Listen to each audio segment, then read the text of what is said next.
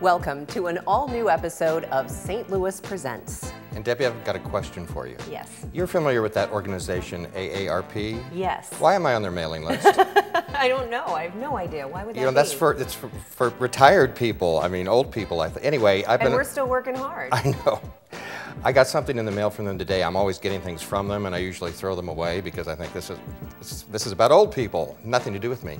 Except the one I got this morning caught my eye because it had a section on great cities, livable cities. So I decided to keep it and flip through it and see if St. Louis was listed in anything.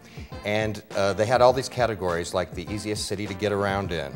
We weren't on that list. Healthy lifestyle cities. Never on that one. We weren't on that list. But I did find St. Louis made the list on best date night cities, along with Juneau, Alaska, and I didn't even know you could get a date in Juneau. Wow. But yeah, St. Louis evidently is a great place to have a date, do you think? That's good to know. I don't know. I haven't had a date in years. Yeah. Well, I'm married with kids. I don't go out. But you remember what dates were like. Kind of. But you know, I think there are great places in St. Louis to have a date. For places like the St. Louis Science Center are a great place to go. Absolutely. In fact, we're going to talk more about what the Science Center has lined up this summer. Another thing that we always end up on lists for is being one of the most literate cities in America, and in part that's because of our fantastic library system. So we're going to talk a little bit more about why librarians are meeting here in St. Louis this summer. And not just librarians, it's the Black Caucus of the American Library Association, and there's a very interesting story. This is the first time they've had their conference here, and there's a very interesting story why they almost didn't have it here. So we'll have all of that and more coming up next on this edition of St. Louis Presents. Stay with us.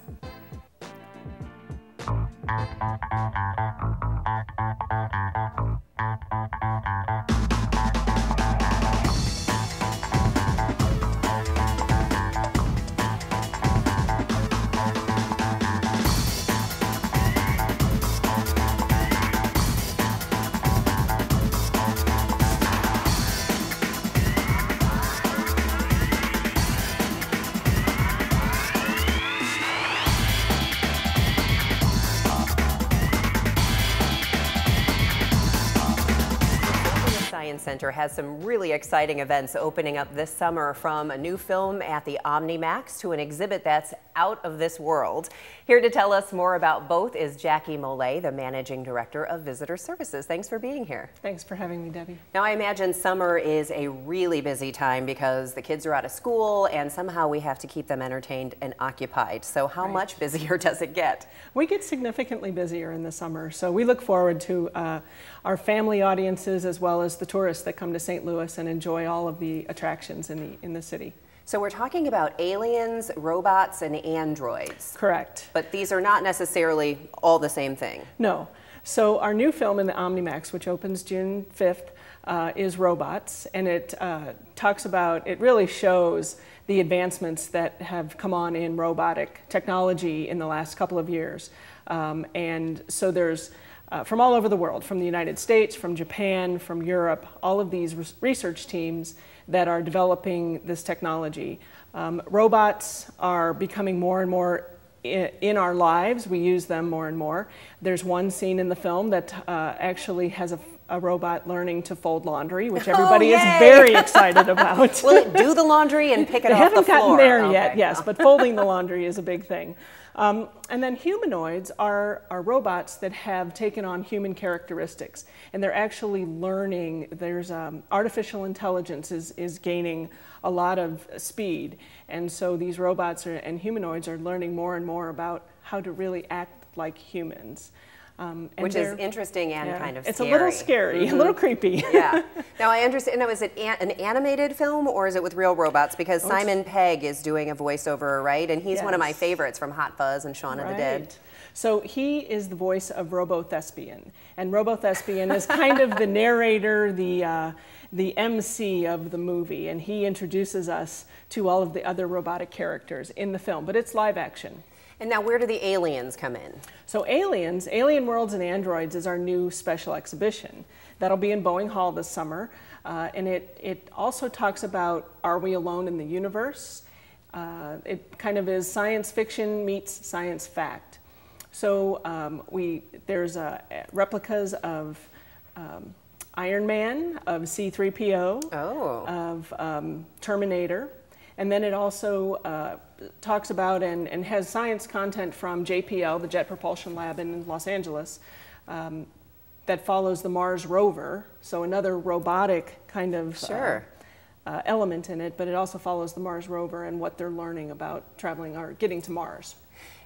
And when we talk about the popularity of Mars rovers and robots and stuff, we have hosted here in St. Louis for the last, what, 4 or 5 years or so, the national robotics competitions. So young people really are getting interested in this kind of thing. Absolutely, and that's one of our goals, is to inspire whomever to learn about a new technology or get them excited about, oh, I can do this. And FIRST Robotics has definitely brought that attention to St. Louis on a national scale.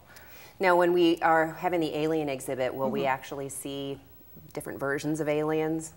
Or potential aliens, or described aliens? Described, for sure. and you know, we have aliens kind of on Earth right now, and it talks about invasive species, what we consider an alien, which would be a native population in one area. Other species that come in are considered aliens in that environment. So we have some already on Earth. It's just everybody wants to think about, you know, Marvin the Martian kind of aliens versus, or E.T., you know, versus what's already on the Earth, what's on Earth. So we've got an exhibit on aliens, we've got a movie on robots, but there's always something going on at the St. Louis Science Center. So if the kids are getting bored and out of hand, just lots of stuff to do. Take them to the Science Center. And Jackie Rollet, thanks for spending time with us this morning. We appreciate it. Thanks for having me. And we are going to check in with Steve Potter because he has some headlines for us. Well, okay, Debbie, maybe if I can find a date, I'll go to the St. Louis Science Center. We'll work on that. The St. Louis Airport Commission has approved a major development project at Lambert Airport that will expand its aviation facilities and capabilities on the north side of the airfield, becoming a catalyst for international cargo activity and jobs. The Commission approved a 20-year lease with 2 10-year extension options with By National Gateway Terminal, LLC, for 48 3/4 acres of St. Louis city-owned property and facilities that were acquired in 2005 from the Boeing Company. A portion of the facilities on the site will be demolished to build a state-of-the-art air cargo terminal and ramp space for freighter aircraft. The company is expected to take 18 to 24 months to build out the initial phase of the project.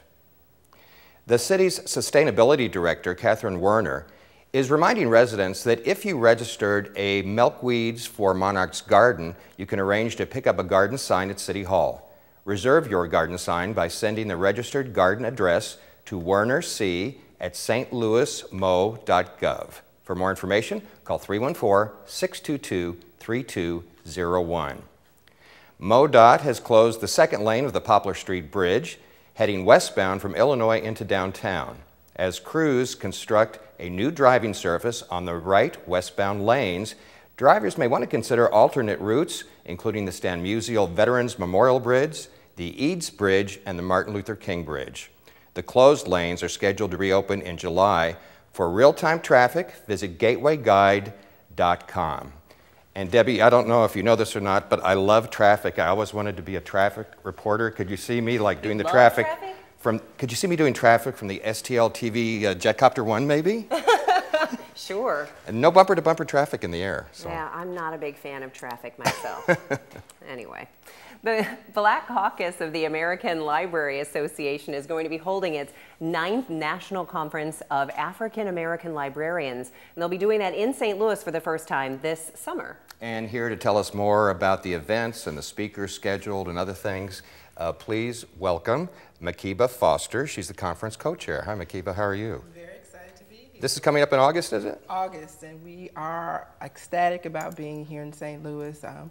Our organization is celebrating its 45th year of existence, and we thought St. Louis was a great place in terms of affordability, accessibility, the history and culture of the city. We just thought it was an awesome place. You are all in competition with a lot of other cities, but St. Louis really stood out. And that's good to know because we do have a great library system here, and both our city and county library systems are usually ranked nationally. Yes. And especially during all of the unrest in this area, in the Ferguson area in particular, I think libraries got even more attention because the Ferguson Library stayed open through all of it. Yes, I mean, in terms of national disasters or things in the community that are turmoil, we find that libraries create a haven for the community. And in this case, the Ferguson Municipal Public Library was definitely a source of safety for folks that were in that area. So this is the Black Caucus of the National Library Association. Yes. And I mentioned to Debbie earlier, there's sort of an interesting story. This is the first time you've had your conference here, and there's a reason for that. And Yes. again, it refers to what Debbie just referred to. Yes, so we chose St. Louis as our site for the conference. Everything in terms of planning was moving along very smoothly, and then Ferguson happened. As a majority African-American professional organization, we had some concerns about being here in the city, bringing in money into a community that possibly didn't value our perspectives. So there was some issues within our membership as to whether or not we should continue to move forward with conferencing here. But one of the things that I am a resident of St. Louis, I love the city, and I think that I was a major source of us actually moving forward and saying, you know, this is something that we should be committed to. If more, you know, now more than ever, the community needs us and our presence within the city. So we made some decisions in terms of coming to the community, not just holding our conference, but trying to actually engage with the community while we're here.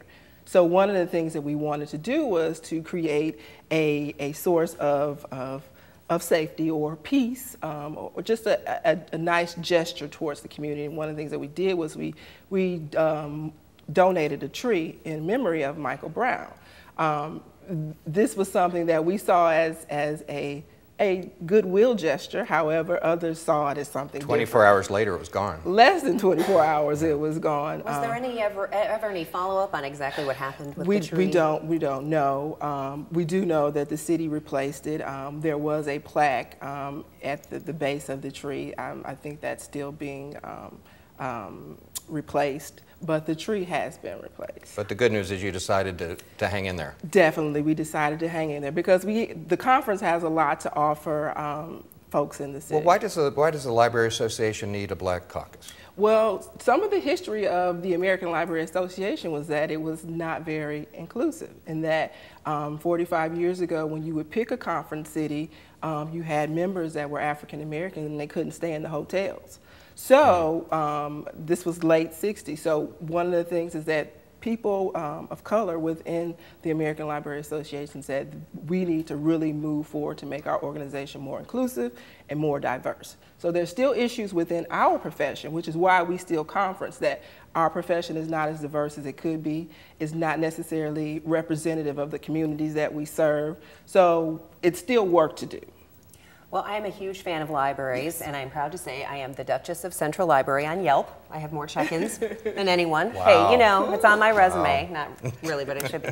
But a lot of people will say, why do we need libraries in the 21st century? And I think, what do you mean? When I go to the library, especially in this day and age when everything's done on the internet and not everybody can necessarily afford their own computer and internet access, and there's all these different ways to get reading materials into people's hands, and isn't that what libraries should be doing? Definitely. Of course, libraries have had to reimagine ourselves. That's one of our themes of our conference, is reimagining communities, libraries, and technologies, is that we understand that there's a question of our relevance, but now more than ever, you need libraries. There's an assumption, like you said, that folks have access to the internet. Well, that's not necessarily the case. So there's still issues of the digital divide. There's issues of whether or not, you know, folks have money to actually purchase books and things like that. We assume that everyone is on the same level as us, but libraries really come in and they fill the gaps. And there's something about the atmosphere of a library, right? Creating an atmosphere and being in a real place. Right. So I'm a university librarian, so I work at an academic institution. But what's interesting to see students in the library during finals time and how they just feel like being in the library helps them study better. You're going to be doing a lot of things at your conference, but you're going to have some speakers too. And usually I don't like reality shows, except there is one I watch once in a while, and that's with Robbie Montgomery of Sweetie Pies, because it's St. Louis, and she's going to speak. Yeah, she has an upcoming book, a cookbook coming out, and you know, we're all bibliophiles, a part of, you know, librarians. So we are welcoming her for our closing speaker. So she's going to be at the conference. Oh, she will be entertaining for sure. Yes. Well, thank you for being instrumental you. in bringing this event to Thank St. you. Louis. We do appreciate it, and shout out to librarians everywhere. Yay. We hope you enjoyed this episode of St. Louis Presents. And we want to thank our guests. We want to thank you for watching, and let's all meet at the library or something. Absolutely. I think that's a good idea. Well, go to the library and then we'll see you here next time. Right. Thanks for joining us.